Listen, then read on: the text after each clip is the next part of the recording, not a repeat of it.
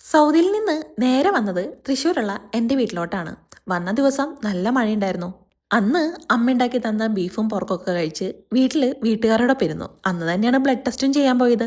Day 2 already planned ആയിരുന്നു. Blood result വേണം, പിന്നെ നേരെ ടൗണിലോട്ട്. എല്ലാ പ്രാവശ്യം വെക്കേഷനും വന്നിട്ട് എൻ്റെ തലയിൽ ഒരു താജ്മഹൽ ഞാൻ പണിയാറുണ്ട്. സാധാരണ താജ്മഹൽ പണിയാനാണ് പോവാറെങ്കിലും കുത്തമ്പീനാറ് പണിതിട്ടാണ് ഞാൻ തിരിച്ചു വരാറ്. ഈ തലമുടിയിൽ ഞാൻ എന്തൊക്കെ ചെയ്താലും ഞാൻ സാറ്റിസ്ഫൈഡ് ആവില്ല.